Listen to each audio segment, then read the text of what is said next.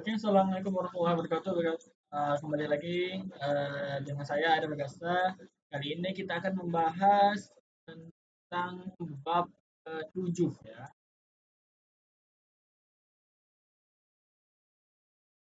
Oke, kita akan membaca bab 7, yakni Modern Frontend Architecture SPA.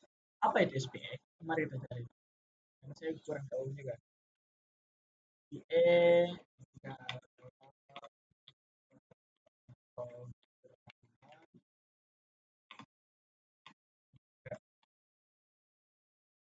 itu FPA. FPA Single Page Application.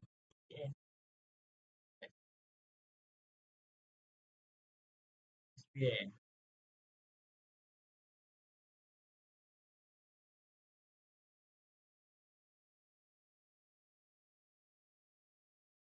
Jadi FPA itu single page application atau biasa disebut SPA untuk web program kombinasi. Sesuai dengan namanya single page application, yaitu sebuah konsep aplikasi web yang memiliki halaman saja. Oh, nah, cara kerjanya ya kita melakukan navigasi ke halaman lain, maka proses akan membuat ulang. Oh, jadi dia membuat ulang.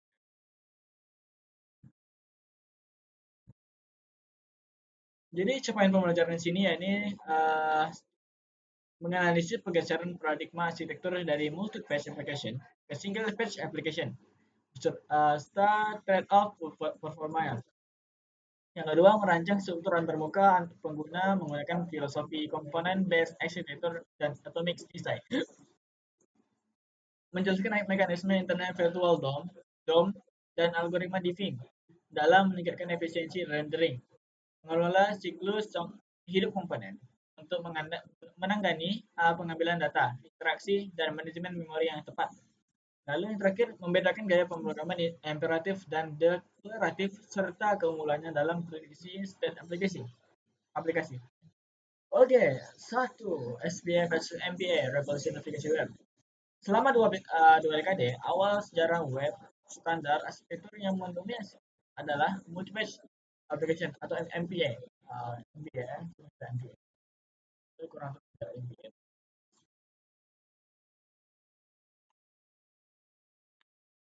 MPA.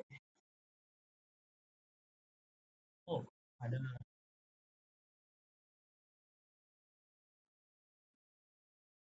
ya. MPA adalah pendekatan tradisional dalam jadi dia tuh cara tradisional untuk membangun website.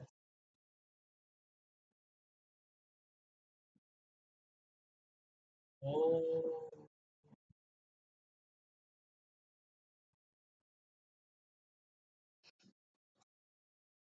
dalam model tradisional ini, setiap kali kamu mengklik sebuah tautan atau mengirim formulir, browser akan melakukan hard reload. Ini berarti browser membuat seluruh halaman yang sedang kamu buat. Kamu lihat, mengirim pesan permintaan baru ke server, menunggu server merakit HTML baru dari awal, mengunduhnya, dan merender ulang seluruh halaman tersebut dari nol. Bayangkan ini seperti kamu yang sedang nonton TV, tetapi setiap kali kamu ingin mengganti saluran, kamu harus mematikan TV, menunggu mesinnya dingin, lalu menyalakannya kembali. Proses ini sangat boros bandwidth karena aset yang sama harus diunduh berulang kali setiap pindah halaman. Selain itu, pengalaman pengguna menjadi terputus karena adanya layar putih atau blank screen sesaat di antara perpindahan halaman yang secara psikologis membuat aplikasi terasa lambat. Sebagai respon terhadap ketidakefisiensian ini, lahirlah arsitektur single page application atau dalam kurung SPA yang dipopulerkan oleh framework seperti AngularJS, React, dan Vue. Dalam konsep SPA, aplikasi web hanya memuat satu file HTML tunggal saat kunjungan pertama. Setelah itu, navigasi antar halaman tidak lagi memicu reload browser, melainkan manipulasi oleh JavaScript yang berjalan di sisi lain. Ketika kamu mengklik menu profile, JavaScript akan mencegat permintaan tersebut, mengambil hanya data JSON yang diperlukan dari server, bukan HTML utuh. dan menukar konten di area tengah layar secara instan. Header, footer, dan aset statis lainnya tetap diam di tempatnya tanpa perlu dibuat ulang. Ini menciptakan pengalaman pengguna yang sangat mulus dan responsif. Mirip dengan aplikasi notif yang terinstal di smartphone. Mekanisme ajaib ini uh, ada di baliknya navigasi FPI ini disebut sebagai client side routing. Di masa lalu URL, saya lupa apa itu kebanyakan URL.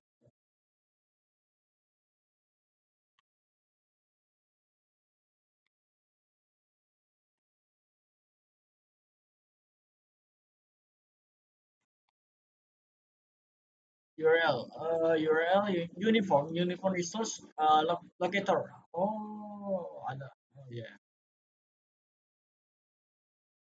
Lanjut lagi.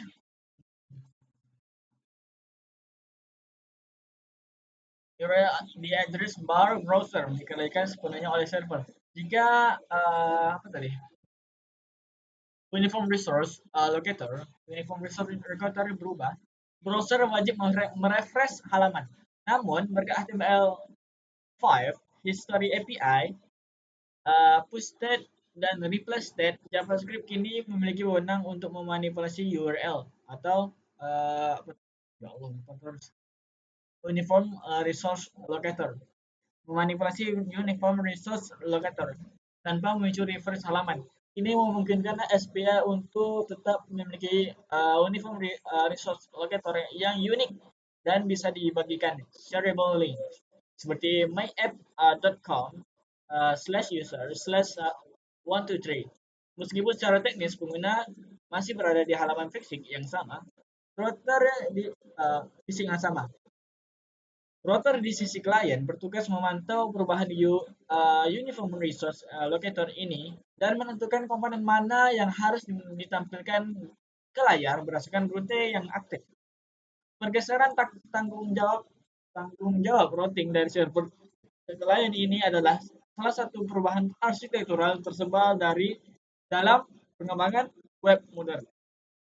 Namun, SPA bukanlah solusi tanpa celah. Ia memiliki serangkaian trade-off yang harus dipertimbangkan di matang-matang oleh seorang arsitek web. Tantangan terbesar SPA tradisional adalah initial load time yang cenderung lambat karena seluruh logika aplikasi harus diunduh di awal sebelum halaman bisa interaktif. Pengguna mungkin harus mengatur layar kosong lebih lama dibandingkan NPA yang HTML-nya yang sudah siap saji dari server. Masalah ini sangat terasa pada perangkat low-end atau jaringan internet yang lambat. Selain itu, isu SEO atau dalam kurung Search Engine Optimization sempat menjadi mimpi buruk bagi SPA karena crawler mesin pencari dulunya kesulitan mengindeks yang dirender oleh JavaScript. Meskipun kini Google Bot sudah menjadi pintar menanganinya. Untuk menjembatani kesenjangan antara performa NPA dan interaktivitas SPA, arsitektur web modern harus berevolusi menuju model hibrida. Teknik seperti server side rendering atau SSR dan static site generation atau SSG yang digunakan oleh framework meta seperti Next.js atau Nux mencoba menggabungkan yang terbaik dari kedua dunia. Halaman pertama dikirim sebagai HTML statis cepat seperti MPA agar mesin mencari senang dan pengguna langsung melihat konten. Lalu setelah dimuat, JavaScript mengambil alih kendali dan mengubahnya menjadi SPA. Proses transisi halus ini disebut sebagai hydration. Memahami evolusi dari MPA ke SPA, SPA lalu ke hybrid rendering adalah kunci untuk memilih arsitektur yang tepat sesuai kebutuhan proyek. Apakah itu blog sederhana atau dashboard admin yang kompleks? Kesimpulannya adalah perdebatan antara SPA dan MPA bukan tentang mencari pemenang tunggal, melainkan memahami konteks pengguna. MPA masih sangat relevan untuk situs yang berorientasi konten statis seperti portal berita atau dokumentasi. di mana kesederhanaan dan SEO yang adalah prioritas utama. Sementara itu, SPI adalah standar mutlak untuk aplikasi yang kaya interaksi, high interactive type, seperti media sosial, alat manajemen proyek, atau aplikasi musik streaming. Sebagai pengembang, kamu tidak boleh hanya ikut-ikutan tren SPA karena tidak keren. Kamu harus bisa menjustifikasi keputusan arsitektural berdasarkan metrik performa dan pengalaman pengguna yang ingin dicapai. Lalu kedua, aku wow, wow, wow, wow, wow, wow, wow. Kelewat jauh kita. Lalu kedua, komponen based arsitektur Lego untuk web. Jika kita membedah cara developer membangun web di era jQuery, dalam kurung 2010 ke bawah, kita akan menemukan pendekatan halaman per halaman. Developer akan menulis file about HTML, contact.html, dan home.html secara terpisah, seringkali dengan menyalin tempel copy paste, kode navigasi, dan footer di setiap file. Jika ada perubahan desain pada tombol utama, developer harus membuka 10 file berbeda dan mengeditnya satu persatu. Pendekatan ini sangat rapuh, sulit dirawat, dan melanggar fisik di RI karena terlalu banyak. Komponen base arsitektur hadir untuk mengakhiri kegilaan ini dengan mengubah unit dasar pembangunan web dari halaman menjadi komponen. Dalam filosofi ini, antarmuka pengguna UI dipecah menjadi potong-potongan kecil, mandiri, dan dapat digunakan kembali sebagai yang disebut komponen. Sebuah tombol adalah komponen. Sebuah formulir input adalah komponen. Sebuah kartu profil adalah komponen yang mungkin terdiri dari komponen tombol dan gambar. Komponen-komponen kecil ini kemudian disusun dan digabungkan untuk membentuk struktur yang lebih besar dan kompleks. Persis seperti menyusun balok Lego. Dengan cara ini, jika kamu perlu mengubah warna tombol di sebuah aplikasi, kamu hanya perlu mengedit satu file komponen tombol dan perubahannya akan otomatis terrefleksi di ribuan tempat tombol itu digunakan. Ini meningkatkan maintainability dan konsistensi desain secara drastis.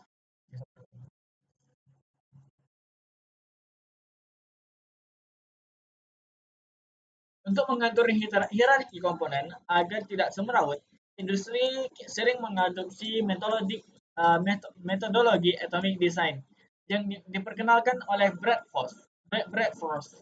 Konsep ini membagi komponen menjadi 5 level biologis, atoms, atau dalam kurung elemen dasar yang tidak bisa dipecah, lagi seperti label, input tombol, dan lalu molekus, dalam kurung gabungan atom yang memiliki fungsi atau produk grid, lalu templates dalam kurung kerangka halaman, dan page dalam kurung halaman spesifik dengan data nyata. Pola pikir ini membantu tim pengembang dan desainer berbicara dalam bahasa yang sama. Ketika membangun fitur terbaru, kita tidak langsung berpikir membuat halaman baru, tetapi rakit molekul dan organisme yang sudah ada. Aspek krusial lain dari arsitektur komponen adalah isolasi dan encapsulation. Setiap komponen idealnya bertanggung jawab atas struktur HTML, gaya, dan logikanya sendiri. Di masa lalu, CSS bersifat global dan sering bocor, merusak tampilan elemen lain. Tetapi dalam arsitektur komponen modern seperti CSS modules dan CSS in JS, gaya sebuah komponen terkunci rapat di dalamnya. Hal ini memungkinkan developer untuk bekerja secara paralel tanpa takut saling menginjak kode satu sama lain. Komponen tombol milik tim checkout tidak akan terpengaruh oleh perubahan gaya tombol milik tim dalam data kutip login. Meskipun nama kelasnya mungkin mirip, isolasi ini menjadikan kode lebih tangguh dan mudah diuji secara satuan. Hubungan antara komponen diatur melalui aliran data yang ketat, biasanya bersifat satu arah, one way data flow, dari induk parent ke anak child. Induk memberikan data dan konfigurasi kepada anak melalui props dalam kurung properties. Sementara anak berkomunikasi balik ke induknya melalui event atau callback function. Anak tidak boleh secara langsung mengubah data yang dimiliki oleh induknya. Ia hanya boleh meminta perubahan. Batasan ini membuat aliran data dalam aplikasi menjadi sangat terprediksi dan mudah dilacak. Jika ada bug pada data yang ditampilkan di komponen anak, kita bisa dengan mudah menelusuri rantai props ke atas untuk menemukan sumber masalahnya. Penting untuk dipahami bahwa transisi komponen base executor bukan sekedar perubahan cara menulis kode, tetapi perubahan cara berpikir dalam kurung mindset shift. Kita tidak lagi melihat desain web sebagai kanvas datar yang statis, melainkan sebagai sistem desain yang hidup dan modular.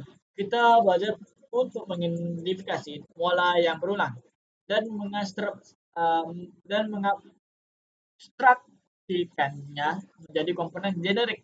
Kemampuan untuk melakukan dekomposisi UI melihat desain kompleks yang memecahkannya menjadi pohon komponen di kepala adalah keterampilan paling fundamental yang harus dimiliki oleh seorang front-end engineer di era modern. Tanpa kemampuan ini, aplikasi rig atau view yang kamu buat hanyalah spaghetti pop. Apa itu spaghetti? Mari kita cari. Apa itu spaghetti pot? Apa itu spaghetti pot? Spaghetti pot.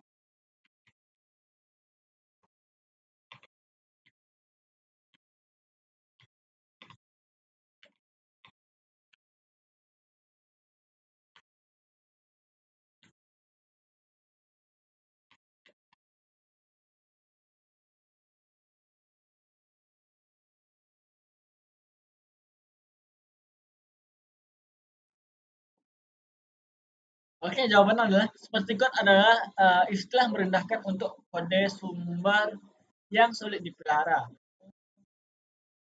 Jadi cuma jadi beban aja.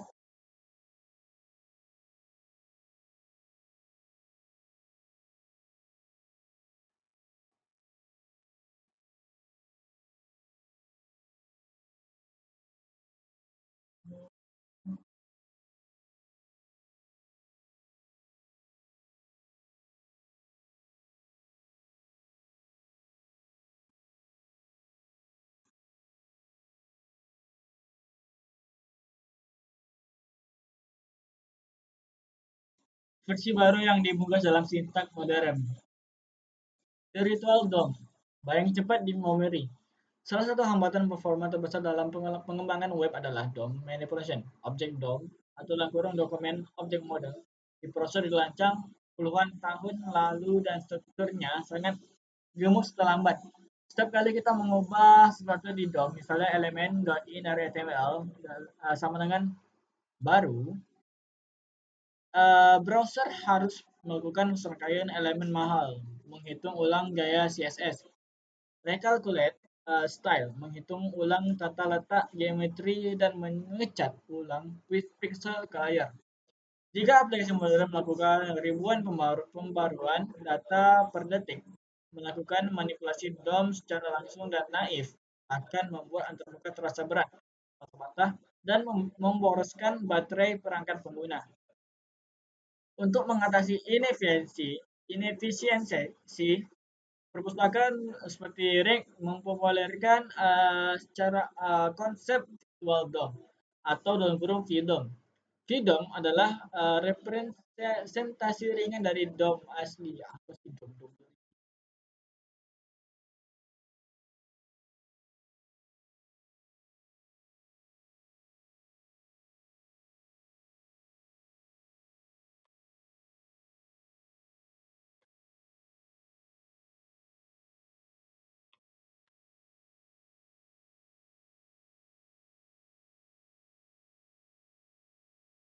Apa itu DOM?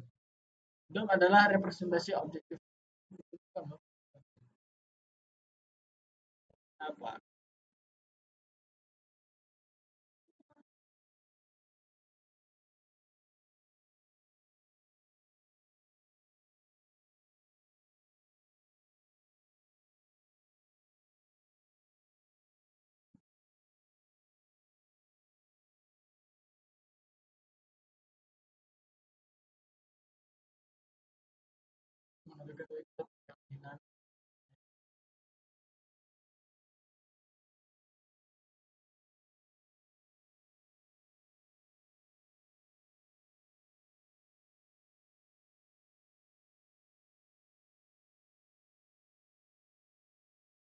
Oh, API yang dapat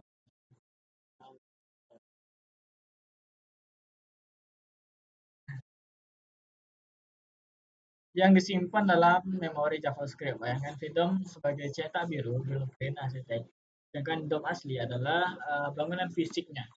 Mengubah garis pada cetak biru kertas jauh lebih cepat dan murah dibandingkan dibandingkan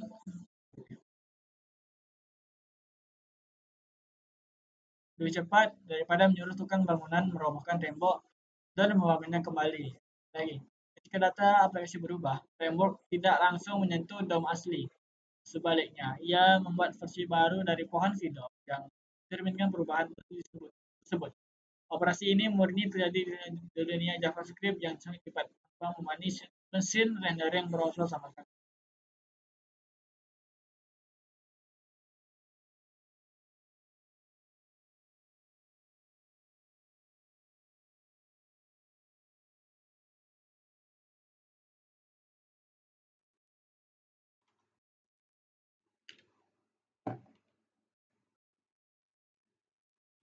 Setelah pohon Vidom baru terbentuk, framework menjalankan proses yang disebut reconciliation atau algoritma diffing. Algoritma ini membandingkan foto Vidom lama dengan Vidom baru untuk mencari perbedaan div yang persis. Ia sangat cerdas dalam mendeteksi perubahan minimum yang diperlukan. Misalnya, jika dalam sebuah daftar berisi 100 item, hanya teks item ke-50 yang berubah. Algoritma Diffing akan tahu bahwa 99 item lainnya tidak perlu diganggu. Tanpa Vidom, developer yang ceroboh mungkin akan merender ulang seluruh daftar 100 item tersebut yang merupakan pemrosesan sumber daya komputasi yang masif. Setelah perbedaan ditemukan, langkah terakhir adalah patching atau commit paste. Framework mengambil daftar perubahan spesifik tersebut dan menerapkannya ke DOM asli dalam satu batch yang efisien. Alih-alih melakukan 50 perubahan kecil untuk satu persatu yang muncul 5 kali review, framework mengelompokkan semuanya dan menyuntikkannya sekaligus. Hasil akhirnya adalah DOM asli diperbarui dengan jumlah operasi seminimal mungkin. Pengguna melihat tampilan yang berubah seketika, tetapi di belakang layar, browser bekerja jauh lebih santai daripada yang terlihat. Inilah rahasia mengapa aplikasi browser rig atau view bisa terasa sangat snappy meskipun mengenai data yang kompleks. Namun, penting untuk meluruskan mitos umum bahwa virtual DOM selalu lebih cepat dari DOM asli. Secara teknis, VDOM adalah lapisan tambahan di atas DOM asli, sehingga ia memiliki overhead biaya komputasi untuk melakukan diffing. Jika kamu adalah programmer dewa yang bisa menulis kode manipulasi DOM manual yang super teroptimasi, misalnya menggunakan spell yang pendekatannya compiler based tanpa VDOM, hasilnya bisa lebih cepat. Kemudian VDOM bukan pada kesempatan mentah absolute, melainkan pada kecepatan rata-rata dan maintainability. VDOM memungkinkan developer menulis kode secara deklaratif tanpa perlu memikirkan optimasi manual yang rumit. Dan framework menjamin performanya akan cukup cepat untuk 99 kasus penggunaan. Pemahaman tentang VDOM sangat penting sangat melakukan optimasi performa tingkat lanjut. Terkadang kita perlu membantu algoritma diffing agar bekerja lebih efisien. Misalnya, dengan memilih K-props. Apa itu K-props? Apa itu K-props? Itu K-pop.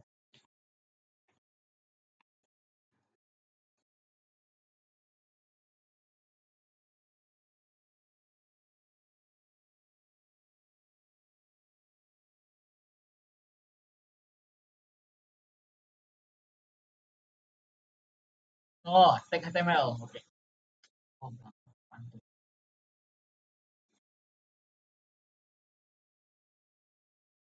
Yang unik memberikan tag HTML yang unik pada elemen daftar. Tanpa pakai yang unik, algoritma diffing bisa bingung dan uh, menghancurkan sampai membuat ulang elemen yang seharusnya hanya perlu digeser.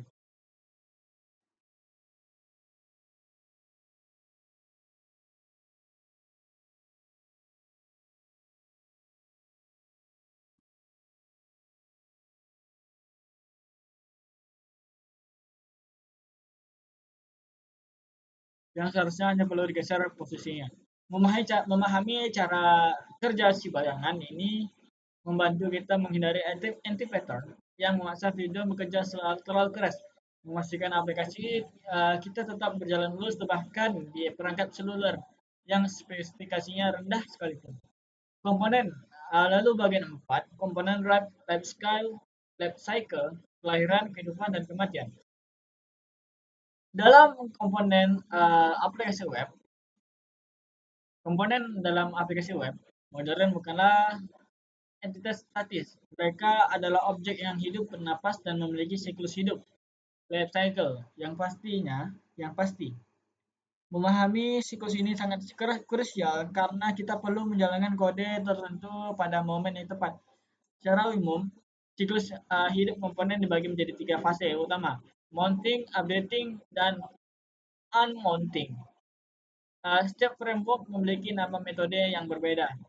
Misalnya komponen did mount, direct class atau use effect, direct hooks, on mounted di view, tapi konsep arsitektural di belakangnya tetap sama persis. Tanpa pemahaman ini, kamu akan menaruh kode di tempat yang salah, menyebabkan bug data atau kebocoran memori. Fase pertama, mounting, yaitu momen ketika komponen pertama kali dibuat dan disuntikkan ke dalam DOM. Ini adalah tempat yang tepat untuk melakukan inisialisasi yang membutuhkan akses ke server atau API eksternal. Misalnya, jika kamu membuat komponen daftar pengguna, kamu akan memanggil fungsi fetch dalam kurung titik satu atas slash API slash users dalam tutup dengan titik atas terakhir pada fase ini. Jangan pernah melakukan pengambilan data berat di dalam fungsi render atau konstruktor utama, karena itu bisa memblokir proses rendering awal dan membuat aplikasi terasa lambat. Mounting hanya terjadi sekali seumur hidup komponen tersebut, kecuali komponen itu dihancurkan dan dibuat ulang dari awal. Fase kedua adalah updating.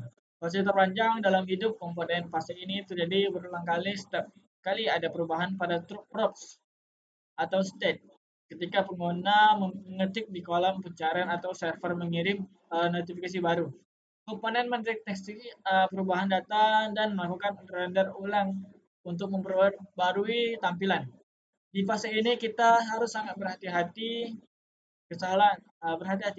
Kesalahan umum pemula adalah mengubah state di dalam metode update tanpa kondisi pengecekan yang akan memicu render ulang, yang memicu update lagi.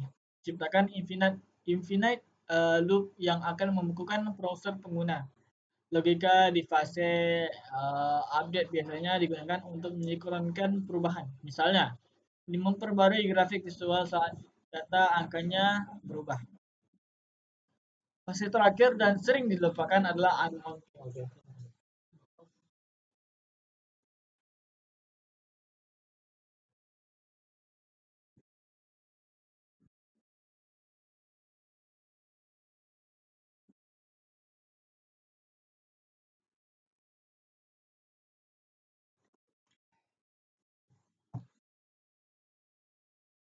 Momen ketika komponen dihapus dari DOM karena pengguna berpindah halaman atau elemen tersebut disembunyikan. Ini adalah fase bersih-bersih ini adalah fase bersih-bersih. Waduh ya, kok habis itu lagi. Jika pada saat mounting kamu membuat timer dalam kurang set interval, pelanggaran WebSocket atau menambahkan event listener manual ke objek window, kamu wajib membersihkan di fase unmounting. Jika tidak, Proses-proses tersebut akan terus berjalan di latar belakang memakan memori komputer. Bahkan, setelah komponennya hilang dari layar, menumpukan proses zombie ini akan menyebabkan utama aplikasi SPA menjadi semakin lambat atau laggy setelah digunakan dalam waktu yang lama. Selain tiga fase utama tadi, ada juga fase penanganan kesalahan atau error handling dalam arsitektur modern. Dalam arsitektur modern, kita bisa membuat komponen khusus dalam kurung sering disebut error boundary yang bertugas menangkap error JavaScript yang terjadi di komponen anak di bawahnya. Jika sebuah komponen mengalami crash karena data yang kurang, error error boundary akan menangkapnya dan menampilkan UI cadangan. Oops, something went wrong. Alih-alih memberikan seluruh aplikasi menjadi layar putih kosong, ini adalah jaring pengaman vital yang menjaga stabilitas aplikasi di lingkungan produksi yang tidak terduga. Menguasai komponen life cycle berarti kita memiliki kendali penuh atas waktu. Kita tahu kapan harus meminta data, kapan harus merespon pengguna, dan kapan harus berhenti bekerja. Dalam paradigma Rick Hooks modern, fase ini seringkali digabungkan dalam satu fungsi, use effect, use effect yang elegan namun membingungkan bagi pemula. Namun mental model lahir hidup mati tetap menjadi fondasi terbaik untuk membedah perilaku komponen. Sebagai arsitek, tugasmu adalah memastikan bahwa setiap komponen yang lahir memiliki tujuan yang jelas, merespon perubahan dengan efisien dan mati dengan tenang tanpa meninggalkan sampah. Bagi 5, deklaratif versus imperatif UI, memesan versus memasak. Salah satu pergeseran mental terbesar beralih dari pengembangan web jadul ke framework modern adalah perubahan paradigma dari imperatif ke deklaratif. Dalam penguraman imperatif, dalam kurung how to do, kita harus fokus memberikan instruksi langkah demi langkah kepada komputer tentang cara mencapai hasil. Contohnya, jika kita ingin menambah item ke daftar, kita menulis ambil elemen UI. UL. UL apa? Lalu buat elemen li, isi teksnya, tambahkan class, lalu tempelkan ke anak terakhir dari UL.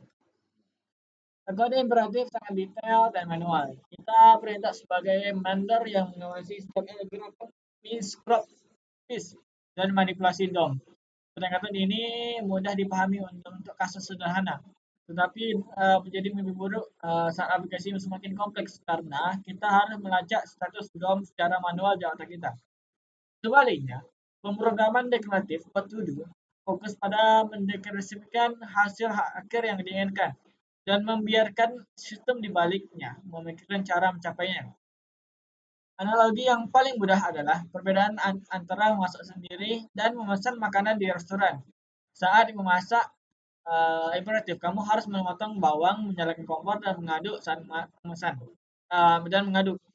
Dan saat memesan, kamu hanya bilang ke pelayan, saya mau nasi goreng 1. Kamu tidak peduli bagaimana koki memotong bawang atau mengatur api. Kamu hanya peduli pada hasil akhirnya. Dalam kode UI modern, kita hanya mendeklarasikan jika data is loading adalah true, tampilan spinner. Jika false, tampilan daftar. Jika kita tidak menulis kode untuk menghapus spinner dan menyisipkan daftar, framework akan melakukan kerja kasar itu untuk kita. Keunggulan utama dari pendekatan deklaratif adalah predictability karena UI didefinisikan sebagai fungsi dari state. Dalam kurung UI asal dengan F dan kurung state. Kita bisa dengan mudah menebak tampilan aplikasi hanya dengan melihat update datanya. Tidak ada lagi bug aneh di mana tombol submit tertinggal dalam keadaan disable pada formulir yang sudah valid. Karena kita tidak memanipulasi tombol yang itu secara manual. Tombol itu hanya bereaksi terhadap state is valid. Ini mengurangi beban kognitif developer secara drastis. Kita berhenti khawatir tentang transisi waktu. timing precision dan fokus pada logika bisnis.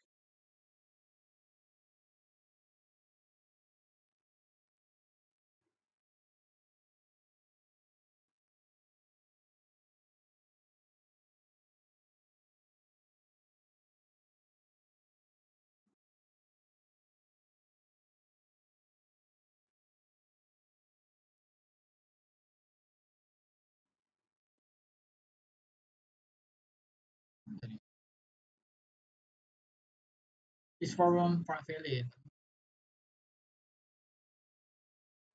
Oh, bisnis dan struktur data. Paradigma deklaratif juga membuat kode jauh lebih mudah dibaca dan debug dalam kode imperatif. Untuk memahami apa yang terjadi, kita harus menelusuri alur eksekusi baris per baris. Lalu dia ke sini, lalu dia ubah ini. Dalam kode deklaratif, kita hanya perlu membaca template atau fungsi render untuk melihat peta dari UI.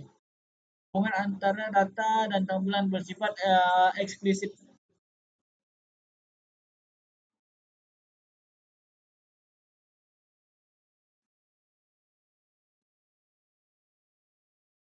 Uh,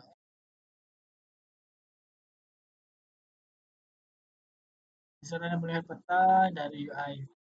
Hubungan antara data dan tampilan bersifat eksplisit dan tertulis jelas dalam struktur kode.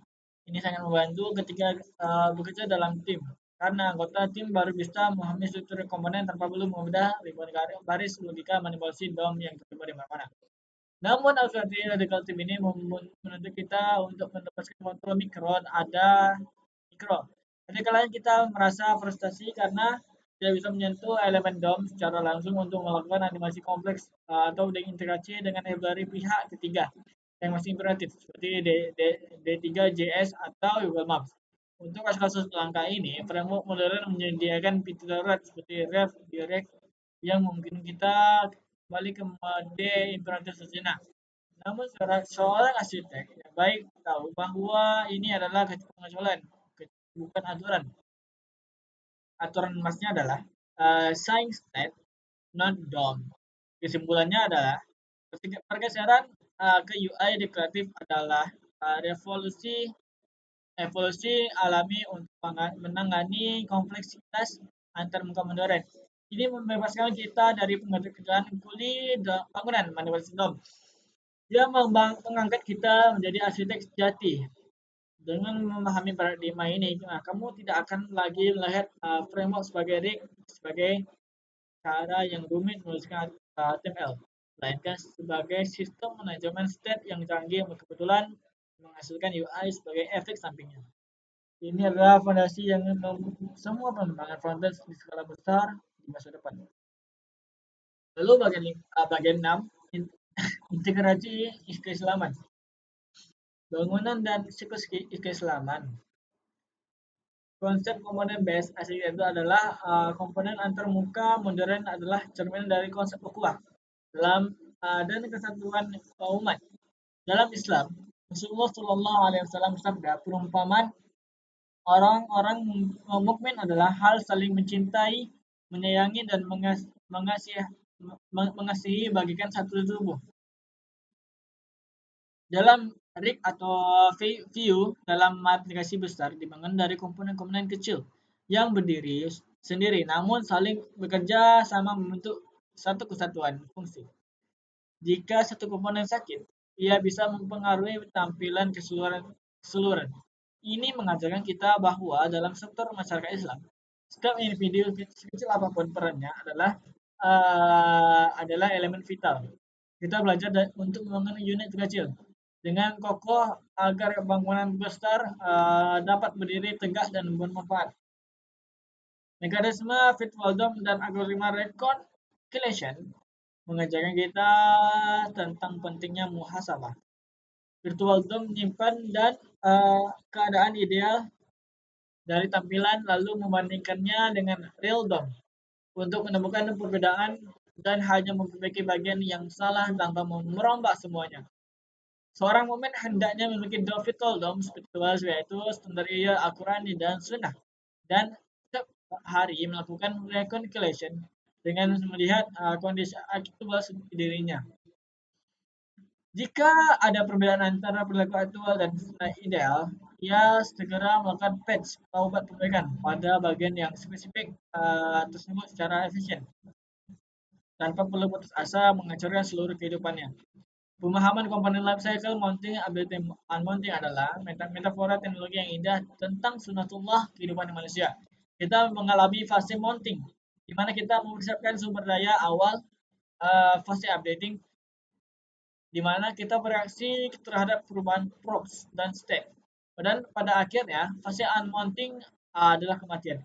Dalam memori, dalam read phase, unmounting sangat krusial untuk melakukan clean up memori agar tidak terjadi kebocoran memori leak. Demikian pula seorang muslim yang harus membersihkan diri husnul khotimah, akhir yang baik, dan dengan membersihkan diri dari dosa dan hutang sebelum di unmount dari dunia ini agar tidak meninggalkan beban yang merusak di kemudian hari. Pergeseran paradigma imperatif melakukan ini itu adalah ini lalu itu menjadi deklaratif. Saya ingin hasilnya seperti ini. Terserah bagaimana caranya. Dalam UI modern mengingatkan kita pada konsep niat dan tawakal. Tawakul. Dalam paradigma deklaratif kita mendefinisikan state dan membiarkan framework mengurus rendering tampilannya. Islam mengajarkan bahwa segala amal tergantung pada niatnya. Jika state hati kita baik, maka UI perilaku atau amal zahir otomatis akan terrefleksi dengan baik.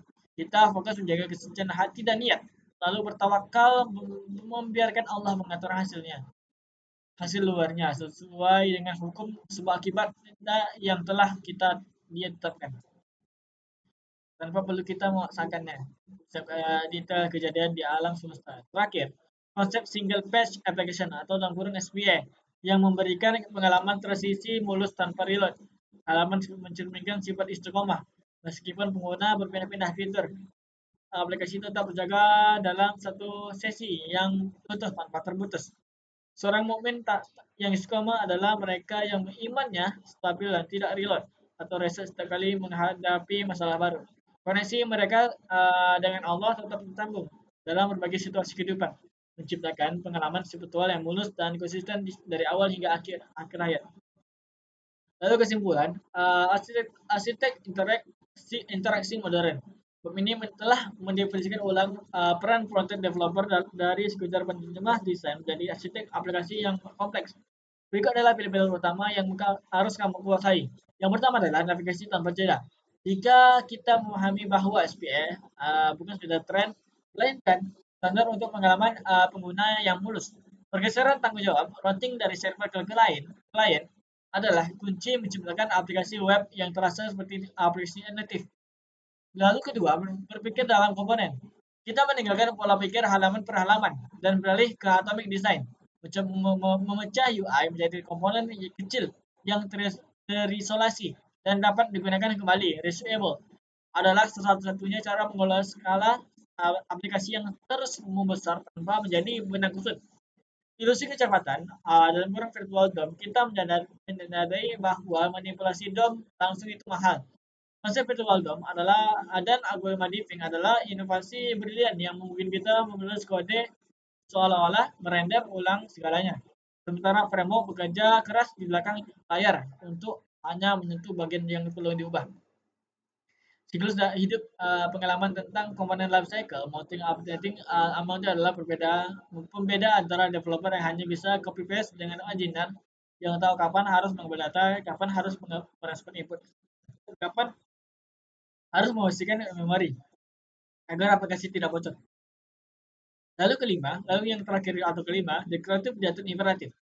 Transisi antara meminta browser imperatif menjadi dengan menjalankan keinginan deklaratif, mengurangi beban kognitif secara drastis.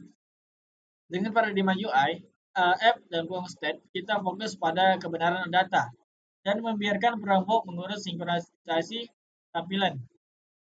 Dengan kerangka pikir komponen ini, tantangan berikutnya adalah bagaimana mengelola data yang mengalir di antara ratusan komponen tersebut. Di bab 8 kita akan membahas strategi state management untuk menjaga aliran data tetap waras dan terkendali. Oke, mungkin dari saya ini saja yang bisa saya sampaikan pada pertemuan kali ini. Bila salah kata mohon dimaafkan. Wabillahi taufiq wal hidayah. Assalamualaikum warahmatullahi wabarakatuh.